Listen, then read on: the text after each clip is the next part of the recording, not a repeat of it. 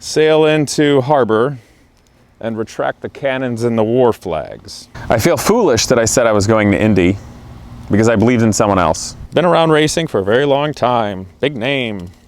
Raised something like $400 million over a few decades for racing and open wheel racing. Even Ed Bolian from VinWiki was like, oh God, Casey, you're making a huge mistake. And he was right, I was. Mostly doing this video, one, because I was very embarrassed for saying I'm going to Indy when I don't have the power to do it, and believed in others. And also for young people in hopes that they will learn how the world actually works, because these are lessons that no one will teach you in school.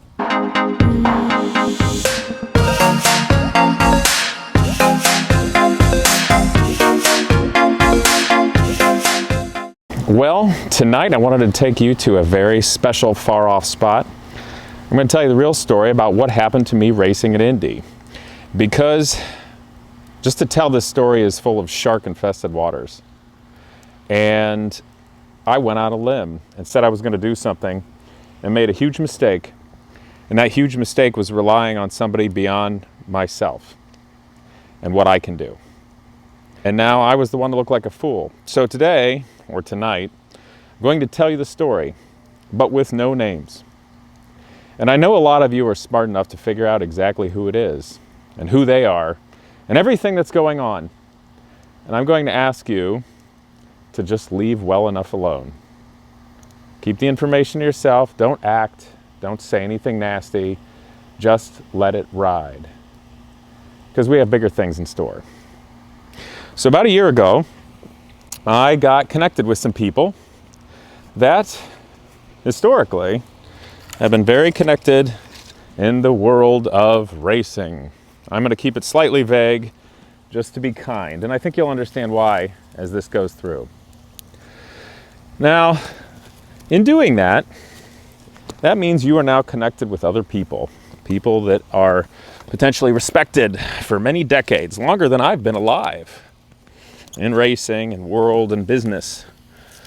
So when you connect with others and you go to team up, sometimes it's best to sail into harbor and retract the cannons and the war flags. And I think maybe many of you have noticed that my channel changed about a year ago. I tried to do more just builds and things like this, and I got less punchy. Less talking about how the world actually works. And that was because I was working with people and I thought I was going to finally get my shot to go professional racing. Now I know that a lot of you have just got triggered right there because you think that racing is like any other sport. It's not. It's not like football, it's not like basketball, it's not like golf, it's not like the Olympics. Because racing is absurdly expensive. And we're not going to go into the mechanics of the sport and how broken it is, but to suffice it to say that the people who own the series and the people who own the tracks and the people who own the teams don't really work together. So that's the reason why the racing world becomes shark-infested, idiotic waters where there's no real path other than money. I made a joke in one of my videos with Genius Garage at Mid-Ohio of how Mid-Ohio is a driver's track. It's full of on-camber, off-camber, decreasing radius, increasing radius turns, and a few annoying straightaways where money reigns supreme. And that's really it. However, let's get into the story. So I got connected with a gentleman who was a big deal. Been around racing for a very long time, big name. Raised something like $400 million over a few decades for racing and open wheel racing. So connected and believed in me as an American and a person and the efforts I've done and the work and what I'd shown. Somebody to represent. And frankly, with this YouTube channel and the others that I'm on, I have an audience bigger than every other Indy car team put together, including those other teams and having NASCAR teams and IMSA, etc. Just my own channel gets bigger views than IMSA. And the two that I'm on combined trumps all of the racing.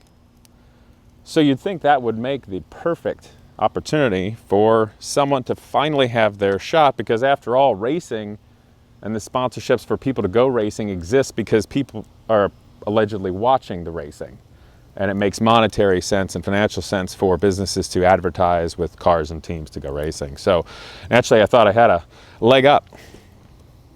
So with this person, put a lot of trust in. I think he's a nice guy. I think he's got some integrity. Also a spiritual person. It's interesting because every single one of his emails at the very end, it says, do unto others as you'd have done to you. So it really felt good. You know, maybe things are different. So you start meeting people, you start doing things, you start connecting, you start planning, you start being tested. Some of you may have remembered I did a Silver Crown test where in December, I got a text message a few days before. It said, hey, you want to test a Silver Crown car? Now, a Silver Crown car is a 700 horsepower, 1,300 pound psychotic Indy roadster from the 50s, but now on a tiny oval with walls. And interestingly enough, is also the best way to find out if somebody is just a loudmouth YouTuber or they can actually drive. And they actually have the chops to drop the hammer when it counts. Be smart enough to do something with. So I did that. Did well. No one told me anything the day of, but afterward there was some congratulations and saying, hey, you're definitely fast, let's do something with it. And time went on, and there were other young people and other people they thought deserved a chance that was going to get a shot. But I started getting worried around Christmas. And I think a lot of you have seen on my channel, I've been pretty edgy, real edgy. And that's hard not to be, because I spent an exorbitant amount of time volunteering my time to mentor students at Genius Garage building cars, doing a full-time YouTube channel, and then worrying about big league stuff like putting things together to race Indy cars, do my own builds, sponsors, life, a wife, fixer-upper house, you name it. I mean, multiple full-time jobs at once. But I was edgy because I was close. So I don't really want to go into the minutiae of it because I'm not trying to get touchy-feely here. But the fascinating thing and the huge lesson was this. No matter how good you think someone is, how much integrity they have and what they show, they're still just people. Now, this particular gentleman connected me with some people who had sold their business, big business, made a lot of money. Don't know how much, guess it doesn't matter. And they're big racing and IndyCar fans, really wanted to see people have a shot. And I enjoyed meeting them, nice people. My wife and I met them as well, and you know, we got together. There was another young driver, younger than me, that seemed to be good in go-karts, and they wanted to give that person a shot as well. And I even remember doing simulator tests after that and thinking, you know, I wasn't prepared or even dressed for this, but I guess I better do well. So you flip the racer switch on and you do well, really well.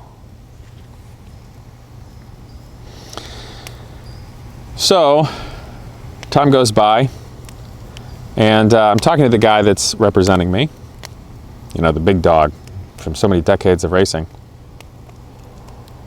And I'm getting edgy because I'm wondering what's going on. And I heard this other young driver is getting fitted for a seat in something. What's going on with me? So I had that Silver Crown test, and then afterward, I get a call. First week of the year, right after New Year's, from the people that would be funding this, and saying, you're different than the other driver, the young one out of go-karts. And if you knew the people involved, it was a bit of a funny joke. But they said that after my test, that I definitely proved myself. And everybody had been talking, and they thought that I was good enough to try and qualify for the Indy 500 in 2022. And because of that, they wanted to throw everything they had at me and see what I could do. Indy Lights and Silver Crown. Indy Lights because it's the step below Indy car racing and something I get into and work hard on the athleticism. And Silver Crown because it's oval racing. It's hard and gritty and nasty and dangerous. And you prove yourself in it. So you either be forged by fire or you'd burn out. And he said, you know, that's going to be a lot. It's going to be like drinking from a fire hose. But if we have to throttle back a little bit, we can, and we'll work on it. But we think you're good and we believe in you. So I was excited. But beyond just being excited in kind of the emotional way, it was fulfilling, but it was ready to work. I was ready to work. But then something else happened. A week later, I got a call from the person representing me and said that there was a conference call between the person that was going to be funding this, whom I'd been working with and believed in me, and another gentleman in the racing world who enjoys a position of some power. Now that gentleman at that time did not much care for me. And would you believe that the reason had a lot to do with me being young and building Genius Garage, and it's kind of a pain in the ass because he had sponsors that were trying to do something similar, and here I was doing something bigger and better with students, and that was a pain in the butt. And I pushed, but they didn't want me part of the circle. Now I know a lot of you, especially the older people watching, are thinking, gosh, Casey, there's more to it than that. You were probably a jerk or you were probably missing something. No, guys, that's really not it. They didn't want me to be part of the circle because I'm not wealthy. And a nice nonprofit that helps out kids doesn't make them any richer. And at that time in my life, I had no YouTube channel. I was no public figure in the automotive world. So I was easy to push around. But for anybody that ever went to school with me as a kid, you will know that I don't like getting pushed around, regardless of how much bigger you may be than me.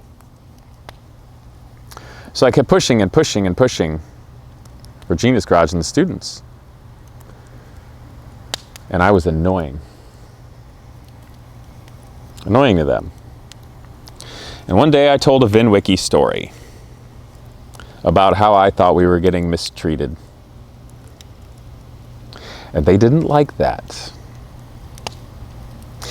You know, before all of this, and a little bit after that VinWiki story, I thought the coolest, most American thing I could do was invite a diverse group of young people from around the world to work on an Indy car and field it at Indianapolis for the Invitational on the Road course.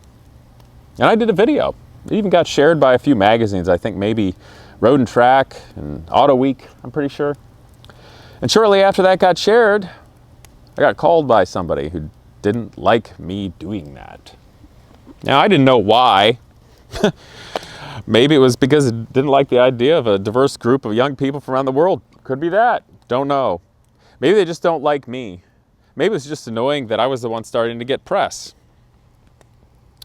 But told me I couldn't go unless I did something else, and I didn't like that either. So long story short, there was a person in racing that didn't like me because I was annoying. And they were on that conference call too. Apparently, for 5 or 10 minutes, went on a tirade. And then offered to help make some positive things happen for the people funding it. But presumably that I not be involved. And I'm leaving out more information than I actually know. So the person representing me called me after that and said, hey, Casey, I just had a very unpleasant phone call. And the people behind this, maybe we should show them what's really going on. So I did. Thought everything was okay. Because what we were doing was a lot bigger than that and those people. But some other interesting things happened. The person going to fund this wanted to pay the person representing me to represent them, to help them find sponsors. Okay, that's cool. Well, a short time after all that, I got another call from the person going to fund all this and to go racing.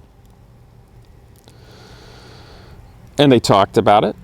They talked about what we were going to do, Indy Lights and Silver Crown, but they just kind of slipped right into the conversation that suddenly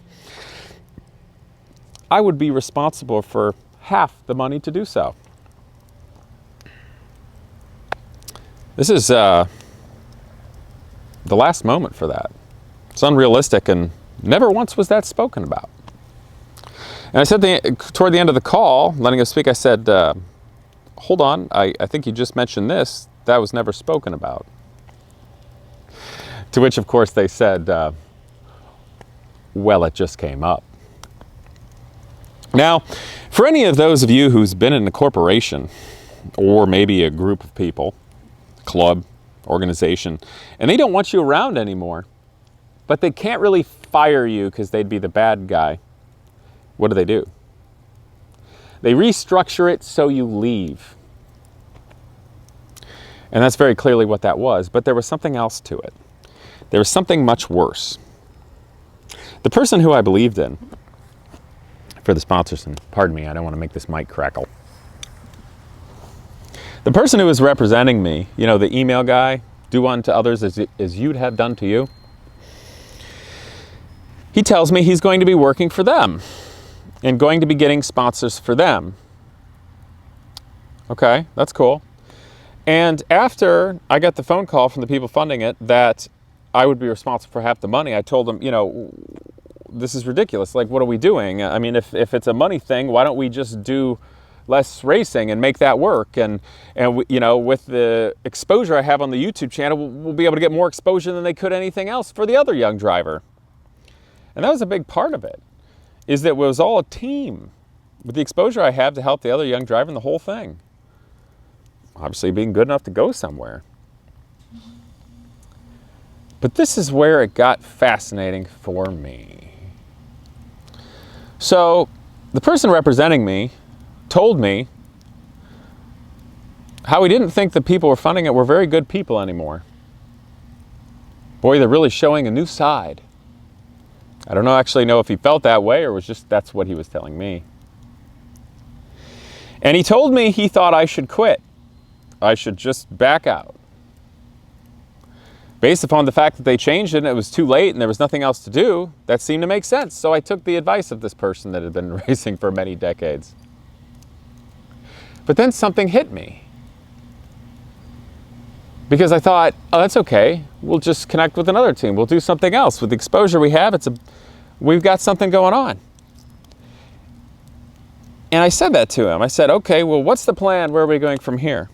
Who should we connect with? Who should we talk to? Let's make some phone calls. Let's call some teams like we've been doing. And he said to me, and he used the names, and I'm not going to right now. He said, I don't think so-and-so and so-and-so would like that. The people that are now paying him. And I said, who cares? You see, what had just happened was that person was bought. Mind, body, and soul. Didn't matter what he had. He wanted a meal ticket. And I was like, okay. And I thought about it, called him back. I said, that sounds like a conflict of interest. You are getting paid by somebody full-time and are now screwing all your clients. Because the interesting thing was, before he told me to quit and I left, I thought about it and I go, hold on. So you're supposed to be representing me as a driver to get sponsors, and now you're representing that group to get sponsors. How's that gonna work? Because aren't we like the same thing? But now you're telling me I should quit because those aren't very good people. And I'm going to be out in the cold. Yeah. So he fell all over himself, got all schmoozy and nice to make it seem like he was doing something. But I quickly realized that he was no longer doing anything other than a show to make me think he was doing something. Had another young driver paying him to represent. I saw one Zoom call with somebody where he tried to sell that other driver, but weirdly used me for the exposure, but not as a driver. It's like a shell game. And after that, it was nothing. And I knew I was just being schmoozed. But the thing about racing is, and the thing about business, and people with big damn egos and a lot of money, they're idiots.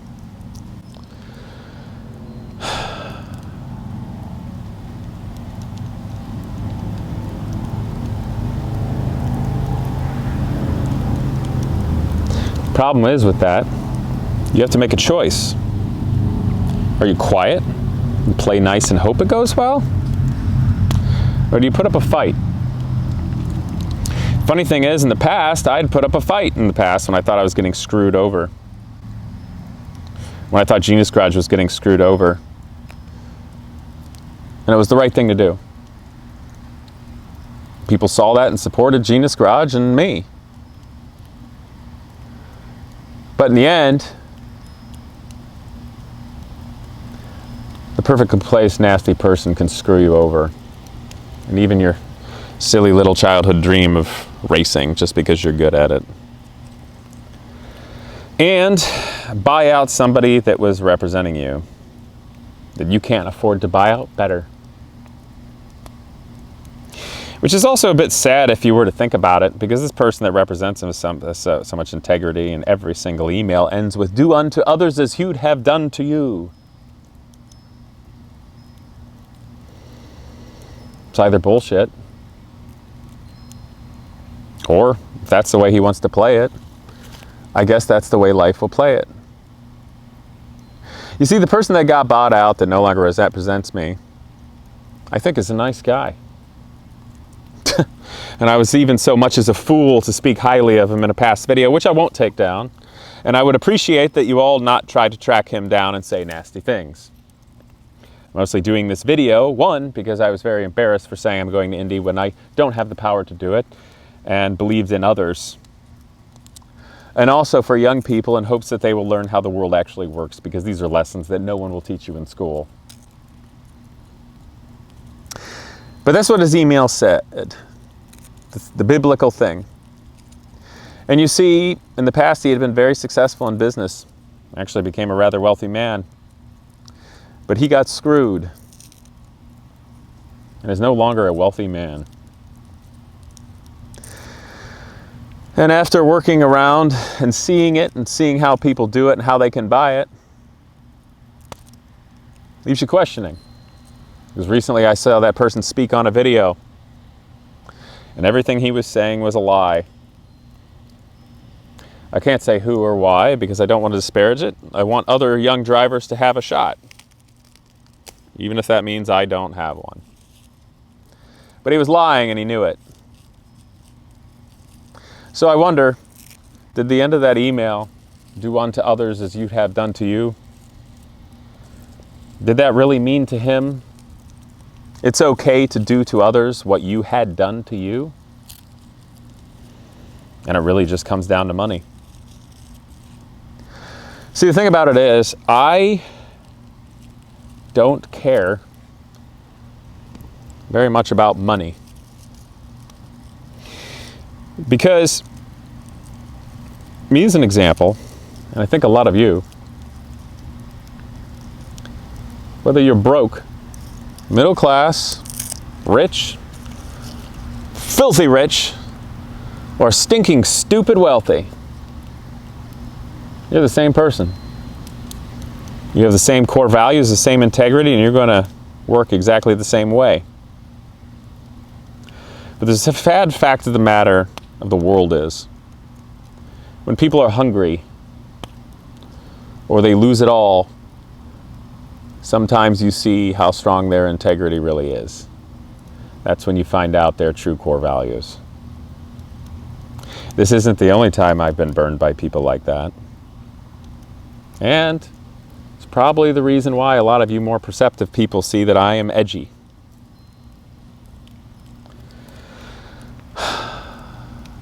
It's hard not to be edgy when you want to strive for something. You have some values and you'll fight for things, ideals, values. And you get knocked down, pick yourself up and get knocked down and pick yourself up and get knocked down, face flat in the goddamn dirt and pick yourself up. When what you really want to do is wring someone's neck. Among others. But you just have to keep marching and being yourself. The thing that sucks about that is, though, that time waits for no man or woman.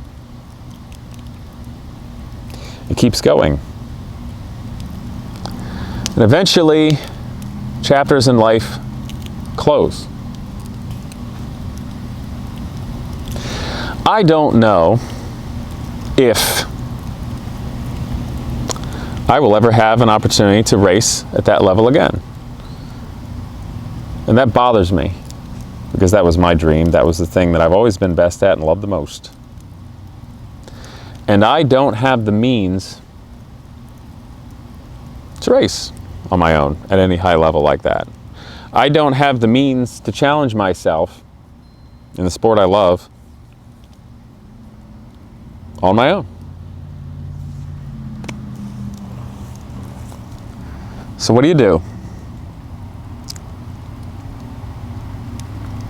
Do you find a new dream? Did you get better? Did you get even? What do? You see, for about the last 8 years of my life, I've been volunteering to mentor college students with a nonprofit called Genius Garage to help launch their careers and help give them what they need in their life at that time that I never had. It's been a great thing. Launched a lot of jobs. But I've given away a lot of myself in doing it. And I really wanted to take a swing just for me. So, that's what happened. I feel foolish that I said I was going to Indy because I believed in someone else. Even Ed Bolian from VinWiki was like, oh God, Casey, you're making a huge mistake. And he was right, I was. Would have been a sweet baller thing to say had those people came through, because assuming I didn't wreck a car and hurt myself or some other sort of extraneous circumstance happened to be, I know I would have made it. And that would have been cool. But I didn't make it.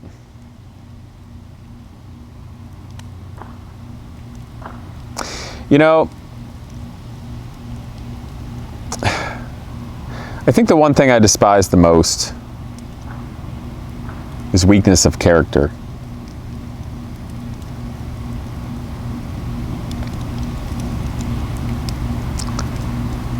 But in any case, there's going to be a lot more to come, you guys. I don't know what tomorrow will bring. I don't know what 6 months will bring, and I sure as heck don't know what a year from now will bring. But if there's anything I've learned throughout my entirety of my lifetime, and most especially the time I have been doing YouTube, things change. Things happen. People come out of the cold blue sky, and there are new doors. So I hope you keep watching. And I hope for all of you out there that have gotten kicked or fallen down, screwed over, held back, somebody put your thumb on you, and you've kept fighting, I hope you stick with it too.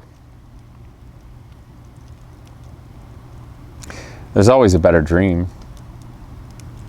And if we do things right, we still got a lot of tomorrows. So I guess that's it for this video, you guys, in my secret spot of the motorcycle. Fortunately, the fire's going well enough, the mosquitoes are gone. I hope you enjoyed this. It'll make a few people mad. Let's see. 1, 2, 3, 4, 5, I don't know, a dozen people. Oh, screw them. All those people know that there's other people that can't stand them. I left them out of it. That might be more than they deserve.